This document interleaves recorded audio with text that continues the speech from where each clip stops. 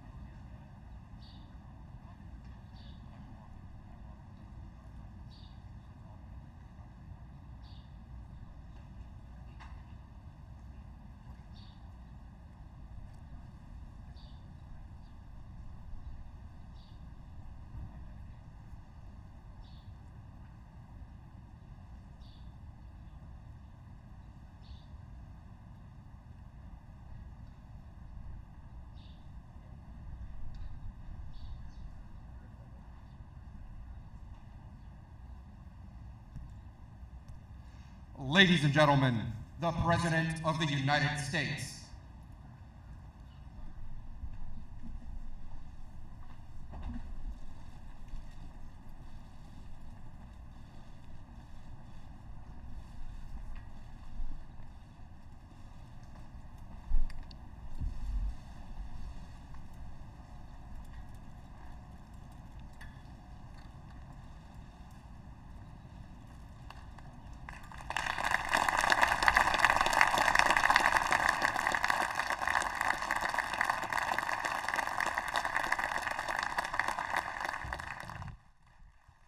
Thank you very much, please.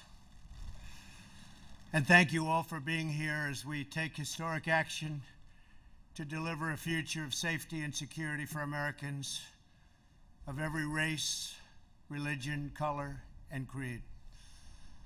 We're joined today by law enforcement professionals and community leaders.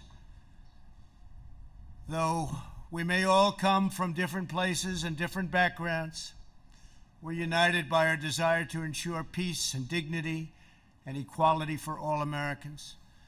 I've just concluded a meeting with incredible families, just incredible families that have been through so much. The families of Ahmaud Arbery, Botham Jean, Antoine Rose, Jamel Roberson, Adiana Jefferson, Michael Dean, Darius Tarver, Cameron Lamb, and Everett Palmer. These are incredible people, and it's so sad. Many of these families lost their loved ones in deadly interactions with police. To all of the hurting families, I want you to know that all Americans mourn by your side. Your loved ones will not have died in vain. We are one nation, we grieve together, and we heal together. I can never imagine your pain or the depth of your anguish, but I can promise to fight for justice for all of our people. And I gave a commitment to all of those families today with Senator Tim Scott and Attorney General Bill Barr. We are going to pursue what we said. We will be pursuing it, and we will be pursuing it strongly, Tim, right? Okay. I want to recognize Attorney General Bill Barr, who's spent so much time on this and other matters like this. Bill, thank you very much for being here, along with, great job you're doing. Along with Senate Majority Leader Mitch McConnell and Tim Scott, and they're going to be working on a Senate bill also that can go hand in hand with this. And also Representatives Kelly Armstrong, Louis Gohmert, Jim Jordan, Guy Reschenthaler, and Pete Stauber. And thanks also to Florida Attorney General Ashley Moody, the President of the Fraternal Order of Police, Pat Yos, President of the International Association of Chiefs of Police, Stephen Cass-Stevens, and many other law enforcement leaders who are going to be joining me at the signing. Today is about pursuing common sense and fighting for a cause like we seldom get the chance to fight for. We have to find common ground. But I strongly oppose the radical and dangerous efforts to defend, dismantle, and dissolve our police departments, especially now when we've achieved the lowest recorded crime rates in recent history. Americans know the truth. Without police, there is chaos. Without law, there is anarchy. And without safety, there is catastrophe. We need leaders at every level of government who have the moral clarity to state these obvious facts. Americans believe we must support the brave men and women in blue who police our streets and keep us safe. Americans also believe we must improve accountability, increase transparency, and invest more resources in police training, recruiting, and community engagement. Reducing crime and raising standards are not opposite goals. They are not mutually exclusive. They work together. They all work together. That is why today I'm signing an executive order encouraging police departments nationwide to adopt the highest professional standards to serve their communities. These standards will be as high and as strong as there is on earth. The vast majority of police officers are selfless and courageous public servants. They are great men and women. When others run away from danger, police run straight into harm's way, often putting their lives at stake to protect someone who they don't know or never even met. Great danger. Police officers run straight toward this incredible harm. Take the World Trade Center. They ran straight into the Twin Towers of 9/11. Many of them never returned. Never returned. Vast numbers of New York's finest never returned. Last year, I presented the Medal of Valor to 6 heroic police officers who ended a murderous rampage so professionally in Dayton, Ohio. Hundreds of people would have been killed, surely, without them. We ask our police to put on the uniform and risk their lives for us every day, the least we deserve and the least we can do, because they deserve it so much. They have to get our gratitude, and we have to give them great respect for what they do. For the job is one of the most dangerous jobs on earth, one of the most difficult jobs on earth. Last year alone, 89 law enforcement officers were killed in the line of duty. In recent days, 2 members of law enforcement were killed amid riots and looting, and hundreds of police officers were injured just recently. 1 officer was shot in the head and is now laying in a hospital, almost totally paralyzed.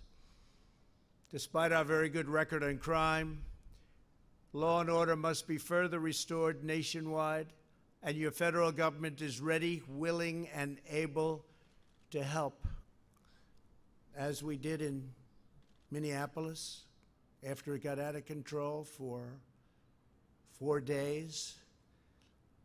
We sent in representatives, commonly known as the National Guard, and it was all put down very quickly. We're willing to help. We're willing to help in Seattle. We're willing to help anywhere you want, and we'll be there very quickly. It won't take long. There will be no more looting or arson, and the penalty will be very grave for those who get caught. Violence and destruction will not be tolerated. We cannot do that. The looters have no cause that they're fighting for, just trouble. Every day, police officers make great sacrifices to keep our communities secure and safe. In 2018, our police arrested nearly 12,000 people for murder, 25,000 people for rape, and nearly 1.5 million for assault. Very dangerous criminals. In many cases, local law enforcement is underfunded, understaffed, and under-supported. 47% of all murders in Chicago and 68% of all murders in Baltimore went without arrests last year. Americans want law and order. They demand law and order. They may not say it. They may not be talking about it, but that's what they want. Some of them don't even know that's what they want, but that's what they want. And they understand that when you remove the police, you hurt those who have the least the most. Nobody needs a strong, trustworthy police force more than those who live in distressed areas, and nobody is more opposed to the small number of bad police officers, and you have them. They're very tiny. I use the word tiny. It's a very small percentage, but you have them. But nobody wants to get rid of them more than the overwhelming number of really good and great police officers. Some of them are standing with me and with me in the audience today, and I appreciate you being here. Thank you. Thank you. Great job. What's needed now is not more stoking of fear and division. We need to bring law enforcement and communities closer together, not to drive them apart. Under the executive order I'm signing today, we will prioritize federal grants from the Department of Justice to police departments that seek independent credentialing, certifying that they meet high standards, and in fact, in certain cases, the highest standard. That's where they do the best, on the use of force and de-escalation training. For example, many believe that proper training might have prevented the tragic deaths of Antoine Rose and Botham Jean. As part of this new credentialing process, chokeholds will be banned, except if an officer's life is at risk. And I will say we've dealt with all of the various departments, and everybody said, it's time. We have to do it. Additionally, we're looking at new advanced and powerful, less lethal weapons to help prevent deadly interactions. New devices are being developed all the time, and we're looking at the best of them. And cost is no object, no object. Under this executive order, departments will also need a share of information about credible abuses so that officers with significant issues do not simply move from one police department to the next. That's a problem. And the heads of our police department said, whatever you can do about that, please let us know. We're letting you know. We're doing a lot about it. In addition, my order will direct federal funding to support officers in dealing with homeless individuals and those who have mental illness and substance abuse problems. We will provide more resources for co-responders, such as social workers who can help officers manage these complex encounters. And this is what they've studied and worked on all their lives. They understand how to do it. We're going to get the best of them put in our police departments and working with our police. We will have reform without undermining our many great and extremely talented law enforcement officers. President Obama and Vice President Biden never even tried to fix this during their 8-year period. The reason they didn't try is because they had no idea how to do it. And it is a complex situation.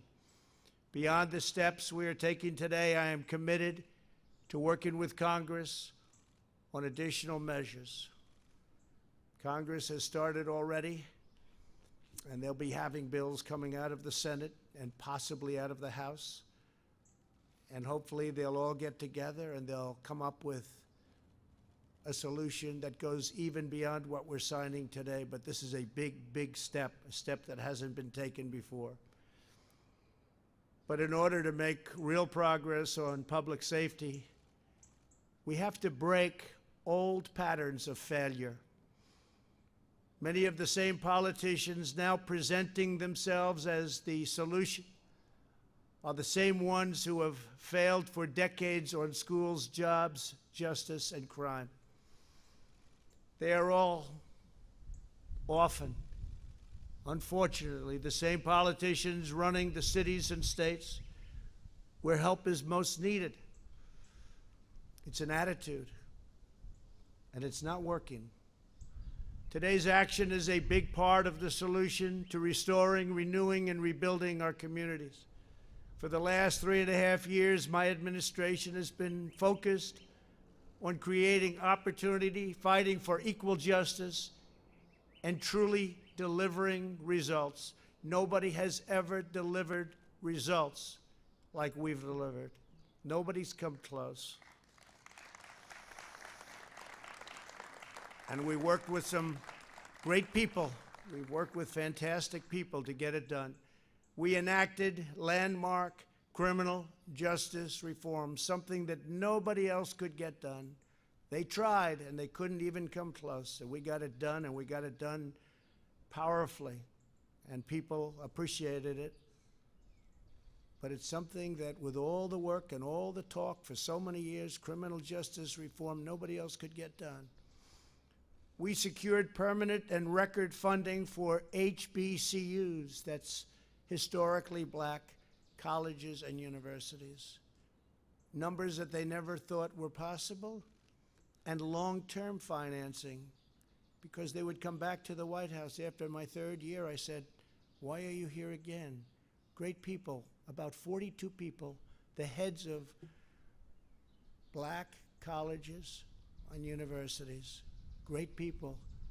They do such an incredible job. And I'd see them after the third year. I say, why are you doing this? We need money again. I said, don't we set it so you have like a 10-year program, a 5-year program? No, sir, for years and years, we've had to come back every single year. I said, well, the only bad thing about what I'm going to do is I'm going to give you long-term financing and I'm going to up the amount, but I won't get to see you anymore. So that's the bad part. But you can focus on education now instead of worrying about dealing with us in Washington. So we did that for the historically black colleges and universities. I'm very proud of it. They're incredible. They're incredible people. Got to know a lot of the heads of those colleges. They do an unbelievable job and don't get the kind of notoriety that they should have. We expanded affordable options for better health care. We created opportunity zones with Senator Tim Scott. Brought it to me. We didn't know if we could get it past him, right? But we got it passed, and I think it's probably one of the great things that we've done in this administration. Tens of thousands of jobs, billions and billions of dollars being brought into areas and neighborhoods that would never, ever, ever be taken care of monetarily. Areas that didn't have 10 cents put in them for years and decades, and now people are investing, thriving, and the jobs have come back. We achieved the lowest black, Hispanic, and Asian unemployment rates in American history, and we will do it again. We'll do it again.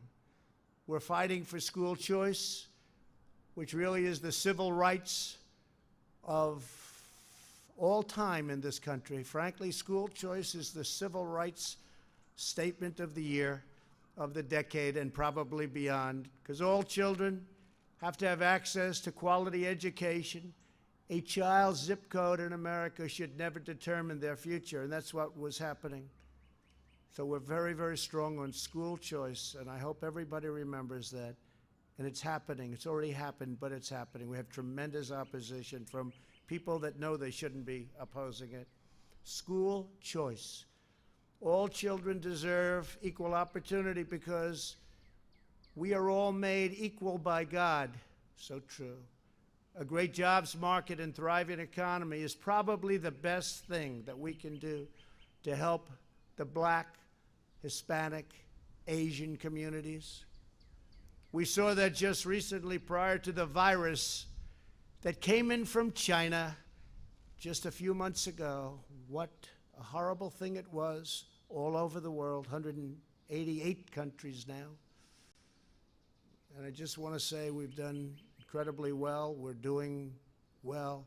Things are happening that nobody can even believe. Our country is opening up, and it's opening up rapidly. We had the best unemployment and employment. We had best unemployment and employment numbers. Think of that. In the history of our country, we're up to almost 160 million people working. There was never anything even close. And that's for almost every group, including black, Hispanic, Asian, women, young people, old people, young people without a high school diploma. Every group. Everybody was thrilled. Everybody had just about high-paying jobs.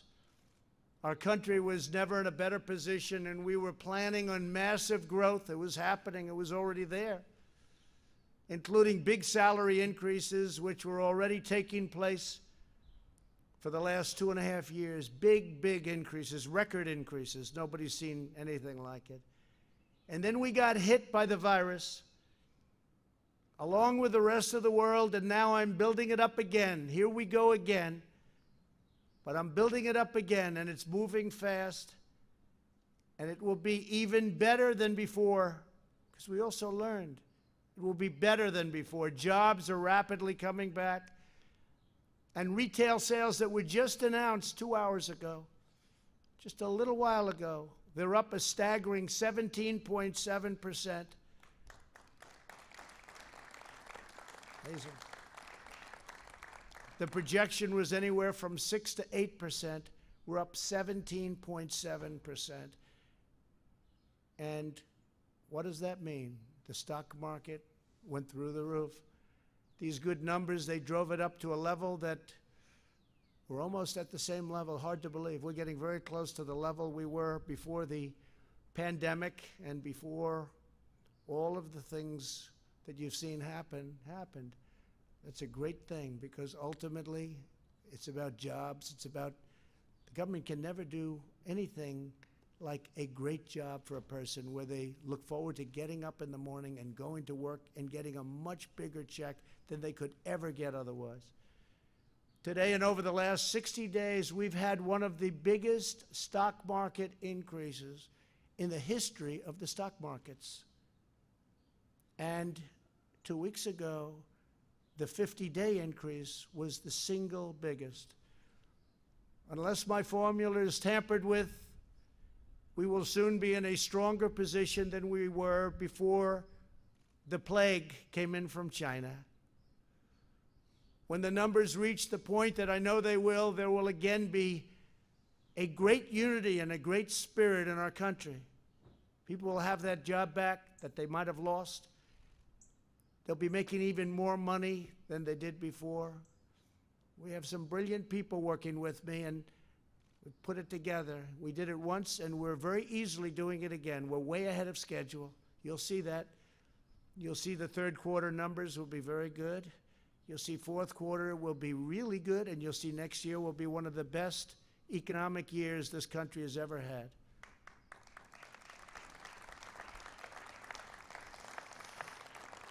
And it's all happening very quickly, way ahead of schedule, and I think you'll see that. People can't even believe what they're looking at. But on top of all of that, before the end of the year, I predict we will have a very successful vaccine, therapeutic, and cure.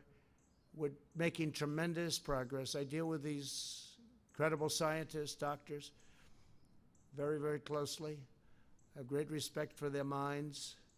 And they have come up with things, and they've come up with many other cures and therapeutics over the years. These are the people, the best, the smartest, the most brilliant anywhere. And they've come up with the AIDS vaccine. They've come up with, or the AIDS, and as you know, there's various things, and now various companies are involved. But the therapeutic for AIDS was a death sentence.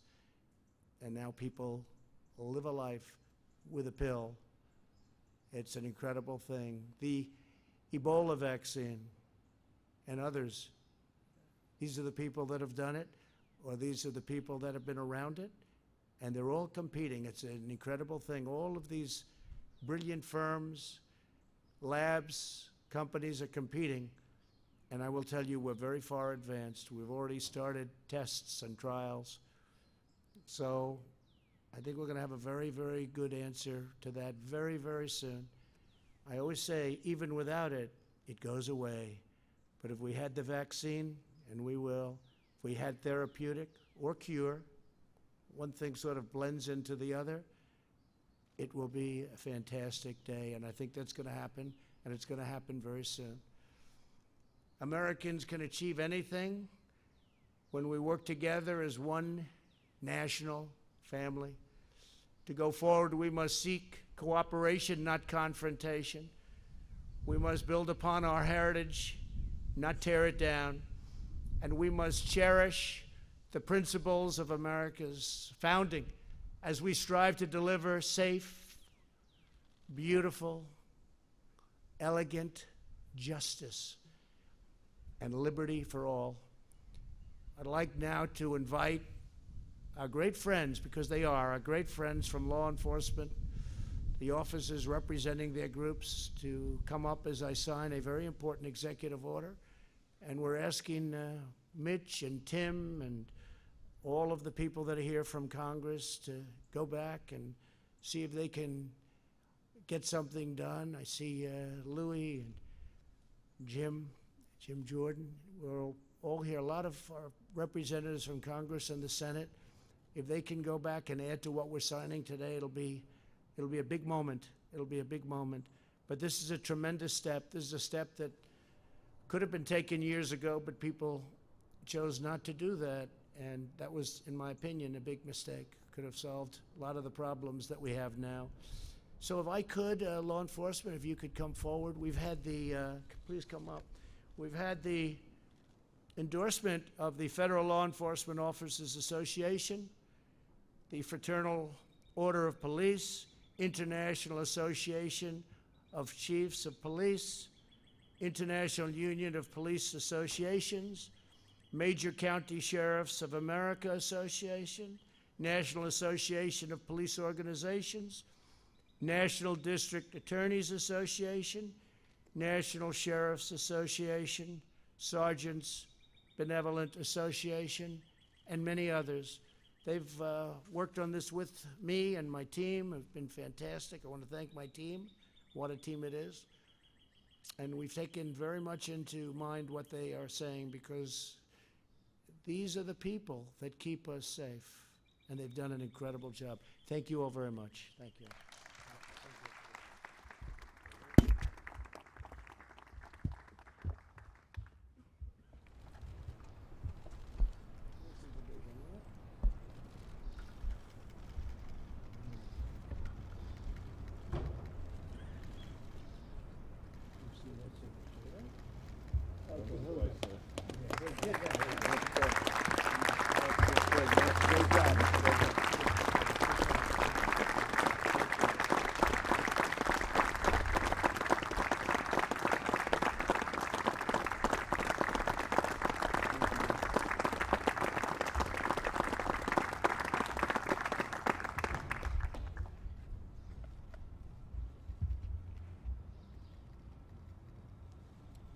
Thank you very much. Thank you, Mr. President. Take one of these for yourselves. Okay. Thank you very much, everybody.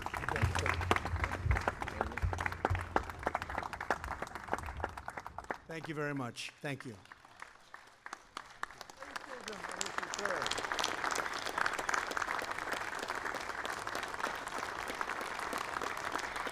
Is there systemic racism in policing, sir?